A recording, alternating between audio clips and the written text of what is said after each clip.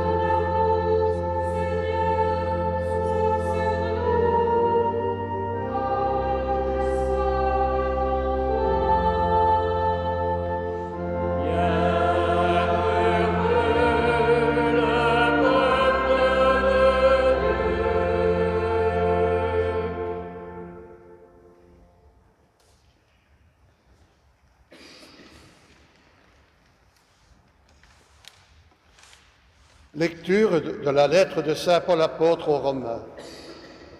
Frères, tous ceux qui se laissent conduire par l'Esprit de Dieu, ceux-là sont fils de Dieu. Vous n'avez pas reçu un esprit qui fait de vous des esclaves et vous ramène à la peur, mais vous avez reçu un esprit qui fait de vous des fils, et c'est en lui que nous crions « Abba », c'est-à-dire « Père ». C'est donc l'Esprit Saint lui-même qui atteste à votre esprit que nous sommes enfants de Dieu. Puisque nous sommes ses enfants, nous sommes aussi ses héritiers. Héritiers de Dieu, héritiers avec le Christ, et si du moins nous souffrons avec lui, pour être avec lui dans la gloire. C'est la parole de Dieu.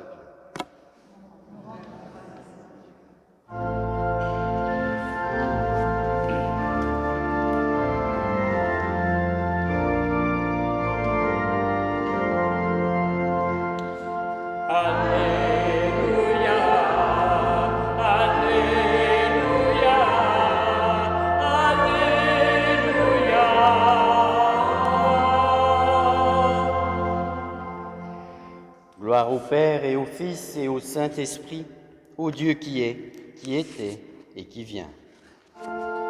Alléluia, Alléluia, Alléluia.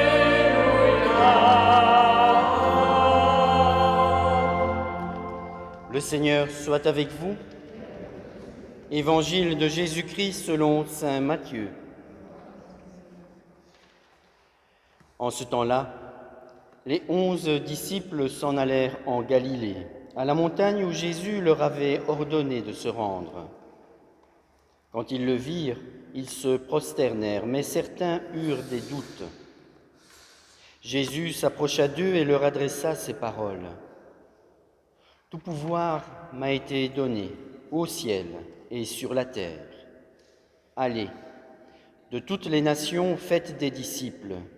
Baptisez-les au nom du Père et du Fils et du Saint-Esprit.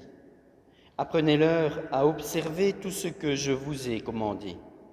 Et moi, je suis avec vous tous les jours jusqu'à la fin du monde. » Acclamons la parole de Dieu.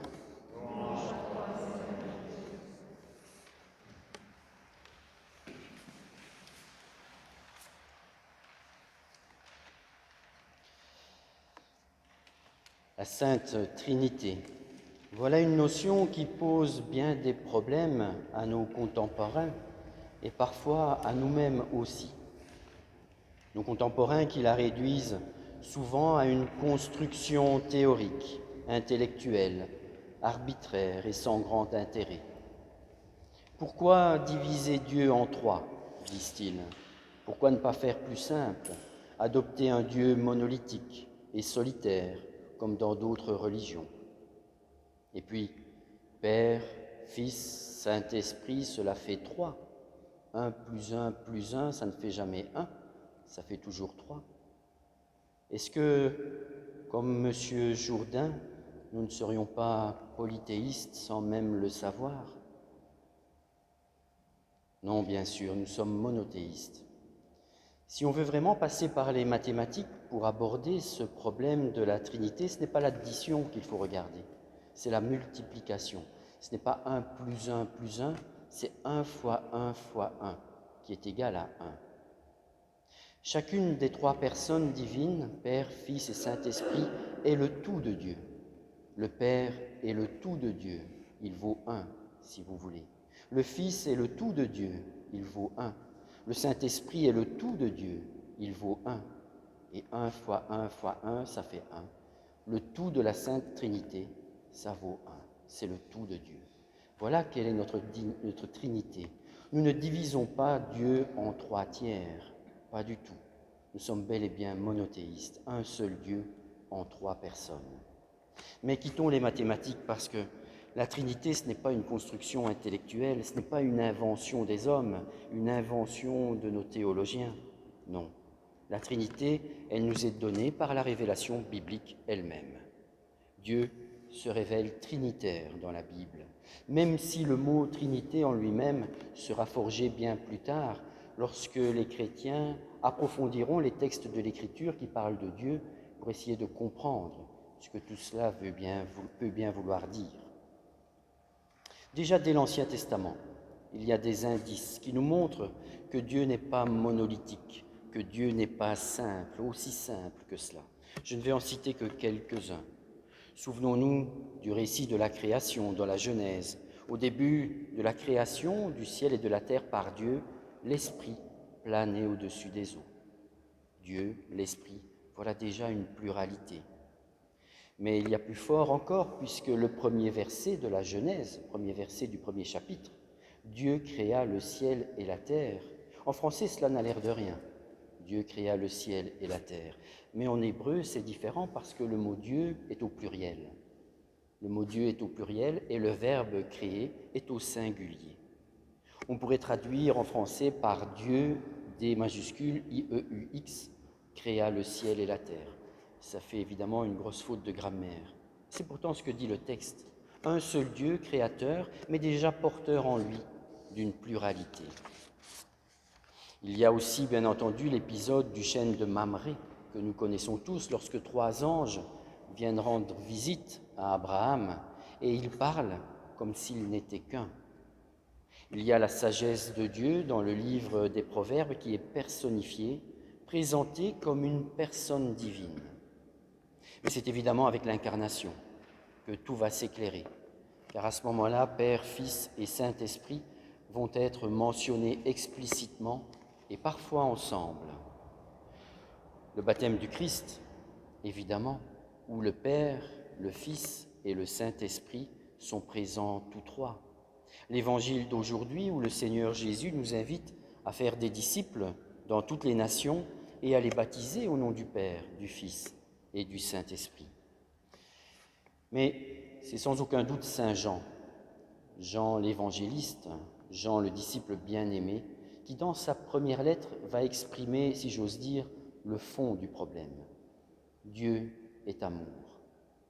Cette idée que Dieu est amour traverse toute la Bible, mais c'est Saint Jean qui va la développer avec le plus d'acuité. De toute éternité, Dieu est amour. Il ne devient pas amour à un certain moment, il l'a toujours été. Et c'est la raison pour laquelle nous ne pouvons pas croire en un Dieu solitaire et monolithique. Car il n'y a pas d'amour sans altérité. L'amour présuppose toujours une altérité. Il y a celui qui aime et il y a celui qui est aimé. Et il y a l'amour qui les relie tous les deux. Et de toute éternité, Dieu est amour, Dieu est cela. Dieu est cette pluralité-là. De toute éternité, le Père se donne totalement au Fils. Et de toute éternité, le Fils se reçoit totalement du Père et se donne totalement à lui en retour. Et ce double don, tout-puissant, est également une personne, c'est le Saint-Esprit. Il y a de toute éternité une altérité en Dieu, parce que Dieu est amour. Et alors, à partir de là, on comprend le pourquoi de la création. La création n'est pas le caprice d'un Dieu solitaire qui s'ennuyait. La création, elle correspond à la nature profonde de Dieu, qui est de se donner. À travers la création, en effet, il se donne. Il se donne à nous pour que nous aussi, nous puissions nous donner à lui. Toujours ce même mouvement. Dieu nous fait entrer dans son éternité. La raison d'être de la création, c'est que tous, nous puissions participer à la vie de Dieu, à la vie trinitaire, à cette éternelle communion d'amour qu'est Dieu. La vie trinitaire est véritablement le dynamisme de toute la création, le dynamisme de toute notre vie, ce qui donne souffle à toute notre existence. Voilà pourquoi nous sommes baptisés au nom du Père et du Fils et du Saint-Esprit. Voilà pourquoi ce signe de croix que nous faisons si souvent est associé au nom du Père et du Fils et du Saint-Esprit. Toute prière chrétienne est profondément trinitaire, quelle que soit la personne à laquelle on l'adresse. C'est l'Esprit du Fils qui nous donne de crier « Abba, Père ». Notre Eucharistie est trinitaire. la grande formule de glorification qui clôture la prière eucharistique et qui dit « Par lui, avec lui et en lui, à toi Dieu le Père Tout-Puissant, dans l'unité du Saint-Esprit, tout honneur et toute gloire pour les siècles des siècles, est trinitaire. » Notre credo est trinitaire. Nous croyons en un seul Dieu, le Père Tout-Puissant, en Jésus-Christ, son Fils unique, en l'Esprit Saint. Nous croyons en 3 personnes. C'est-à-dire que nous affirmons notre volonté de nous abandonner avec confiance à l'action de ces 3 personnes en nous, parce que ces 3 personnes sont les 3 personnes qui nous sont le plus intimes. Elles ont décidé de faire de nos cœurs un véritable temple pour qu'elles puissent y demeurer. La Trinité est donc bien davantage qu'un problème de mathématiques et elle ne se réduit certainement pas à un vulgaire concept. La vie trinitaire est véritablement le dynamisme de toute notre vie, à tel point qu'un jour, Paul Claudel, le poète, a écrit « La charité est la pratique de la Trinité ».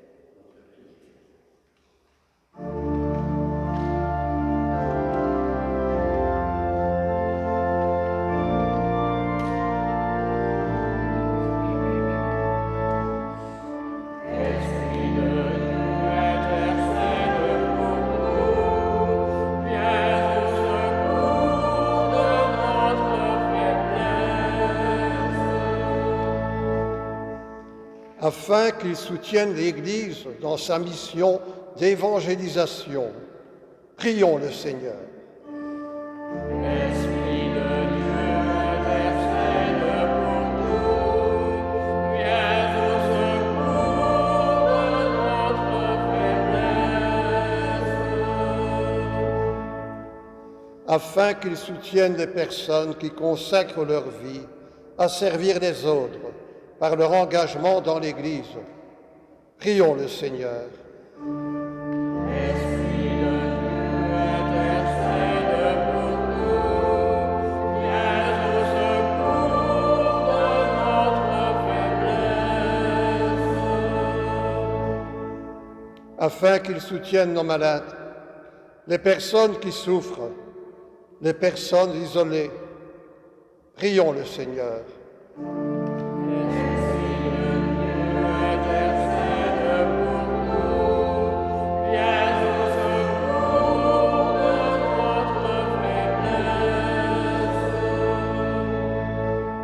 Afin qu'ils soutiennent les personnes qui tentent de trouver un sens à leur vie et qui sont en recherche d'espérance.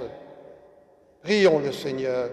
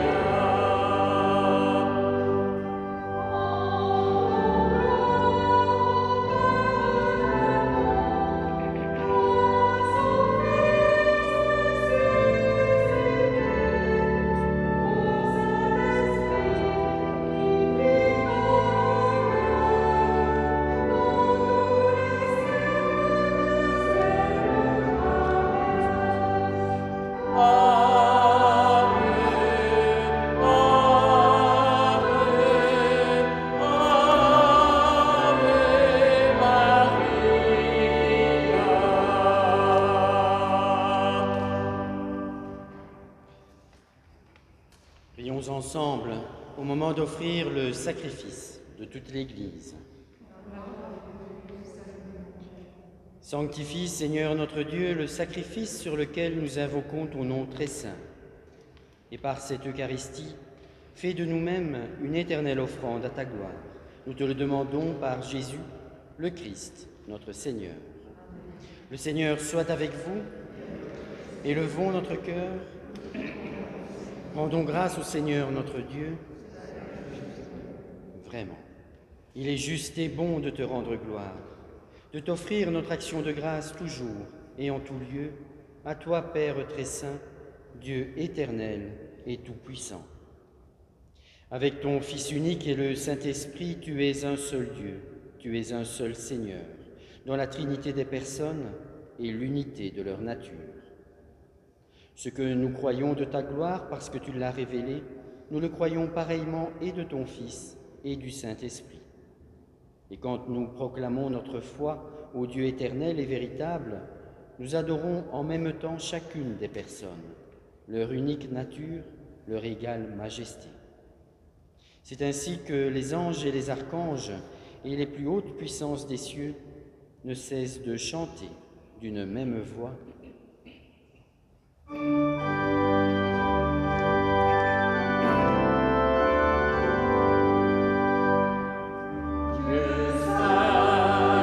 Seigneur de l'univers.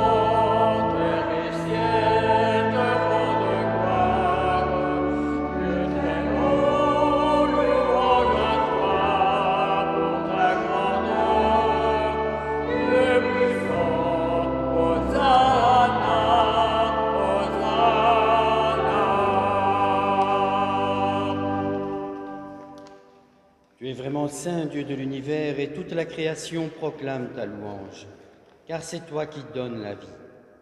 C'est toi qui sanctifies toutes choses par ton Fils Jésus-Christ notre Seigneur, avec la puissance de l'Esprit Saint. Et tu ne cesses de rassembler ton peuple, afin qu'il te présente partout dans le monde une offrande pure. C'est pourquoi nous voici rassemblés devant toi, et dans la communion de toute l'Église, en ce premier jour de la semaine, nous célébrons le jour où le Christ est ressuscité d'entre les morts. Par lui, que tu as élevé à ta droite, Dieu Tout-Puissant, nous te supplions de consacrer toi-même les offrandes que nous apportons.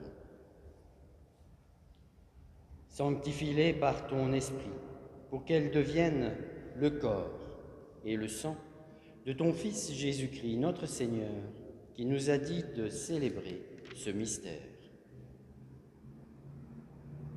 La nuit même où il fut livré, il prit le pain.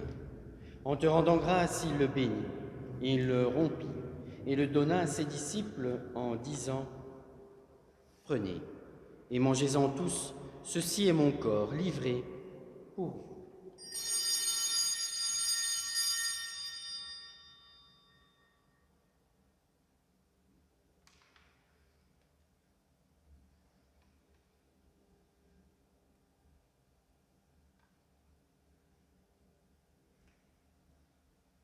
De même, à la fin du repas, il prit la coupe. En te rendant grâce, il la bénit et la donna à ses disciples en disant : « Prenez et buvez-en tous, car ceci est la coupe de mon sang, le sang de l'alliance nouvelle et éternelle, qui sera versé pour vous et pour la multitude en rémission des péchés. Vous ferez cela en mémoire de moi. »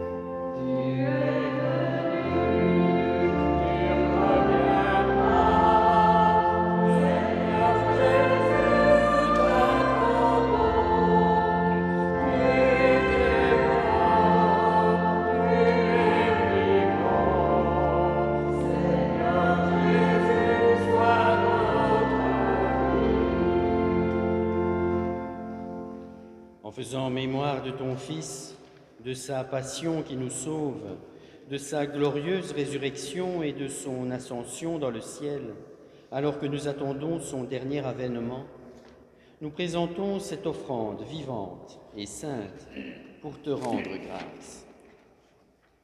Regarde, Seigneur, le sacrifice de ton Église et daigne y reconnaître celui de ton Fils qui nous a rétablis dans ton alliance. Quand nous serons nourris de son corps et de son sang et remplis de l'Esprit Saint, accorde-nous d'être un seul corps et un seul esprit dans le Christ. Que l'Esprit Saint fasse de nous une éternelle offrande à ta gloire, pour que nous obtenions un jour les biens du monde à venir auprès de la Vierge Marie, la bienheureuse Mère de Dieu, avec Saint Joseph son époux, les apôtres, les martyrs et tous les saints qui ne cessent d'intercéder pour nous. Et maintenant, nous te supplions, Seigneur, par le sacrifice qui nous réconcilie avec toi, étends au monde entier le salut et la paix. Affermis la foi et la charité de ton Église au long de son chemin sur la terre.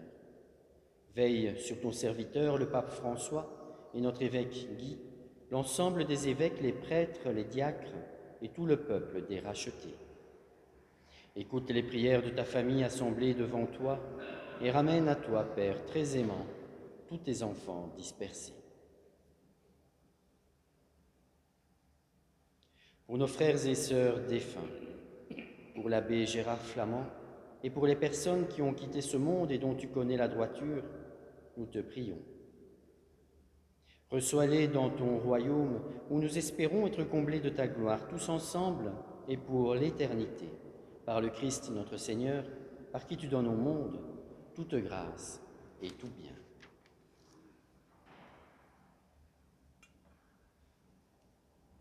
Par lui, avec lui et en lui, à toi Dieu le Père Tout-Puissant, dans l'unité du Saint-Esprit, tout honneur et toute gloire pour les siècles des siècles.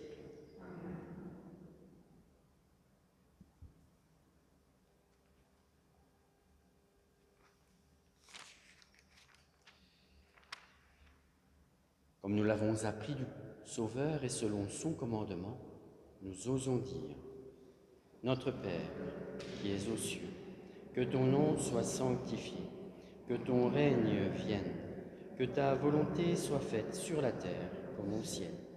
Donne-nous aujourd'hui notre pain de ce jour.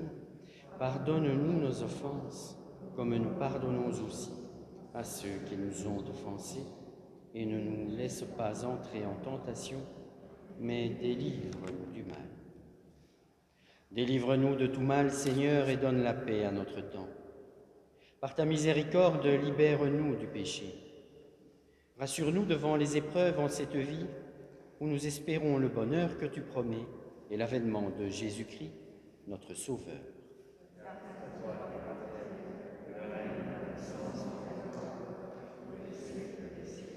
Seigneur Jésus-Christ, tu as dit à tes apôtres: « Je vous laisse la paix, je vous donne ma paix. Ne regarde pas nos péchés, mais la foi de ton Église. Pour que ta volonté s'accomplisse, donne-lui toujours cette paix et conduis-la vers l'unité parfaite, toi qui règnes pour les siècles des siècles. Que la paix du Seigneur soit toujours avec vous.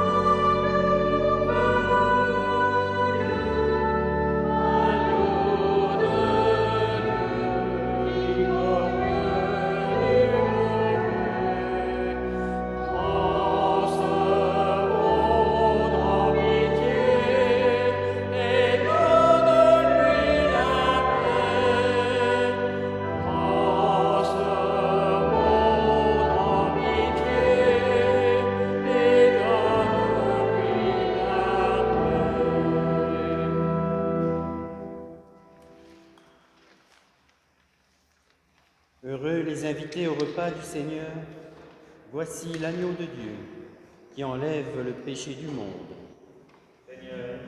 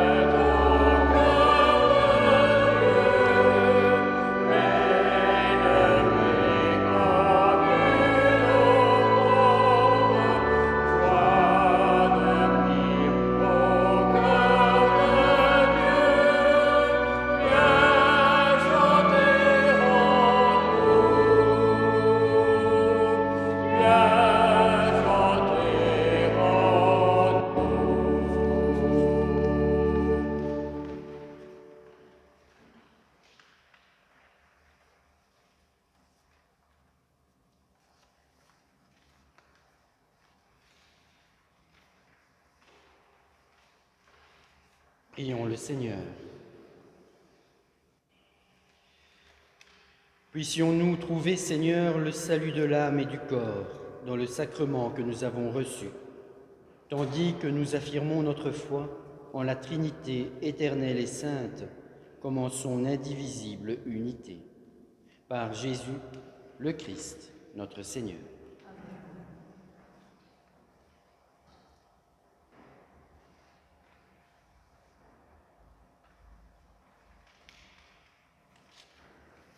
Nous prions pour les personnes dont les funérailles ont été célébrées en Sibérie pendant ce mois de mai.